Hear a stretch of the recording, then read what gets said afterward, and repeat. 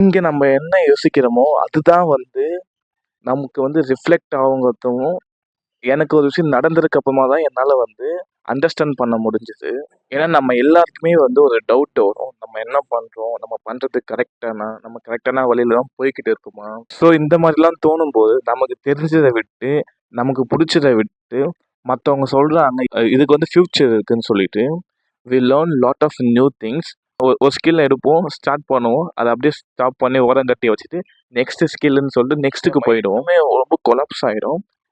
நம்ம என்ன பண்றோன்னே நமக்கு தெரியாது. இந்த மாதிரி கன்ஃப்யூஷன்ல இருக்கும்போது நான் என்ன பண்ணேன்னா, எனக்கு யாரு பிடிக்குமோ, அவங்க என்னலாம் அவங்களோட லைஃப்ல வந்து அச்சீவ் பண்ணியிருக்காங்க, அத எப்படி பண்ணியிருக்காங்கன்னு சொல்லிட்டு, அத வந்து நம்மளால பண்ண முடியுமா? அவங்கள மாதிரியே யோசிச்சு, கொஞ்சம் கொஞ்சமா, கொஞ்சம் கொஞ்சமா என்னோட லைஃப்ல வந்து இம்ப்ரூவ் பண்றேன். உங்களுக்கு யாரு பிடிக்குமோ சோசியல் மீடியால அவங்கள போய் ஃபாலோ பண்ணுங்க. அவங்களோட பயோவ போய் பாருங்க. அவங்க என்னலாம் பண்ணியிருக்காங்கன்னு பாருங்க. ஒரு சில பீப்பிள்ஸ் பார்த்தீங்கன்னா வந்து கன்னா பின்னான்னு என்னென்னவோ பண்ணியிருப்பாங்க. Just follow someone. ஏன்னா எடுத்தோனே யாருக்குமே வந்து ஒரு ஸ்ட்ரக்சரா வந்து நான் இதுதான் பண்ண போறேன்னு வந்து யாராலுமே வந்து ஃபிகர் அவுட் பண்ண முடியாது. ஜஸ்ட் வந்து எவ்ரி டாட்ஸ் கனெக்ட் டூ த அன்னதர் டாட்ஸ்ன்னு சொல்லுவாங்க.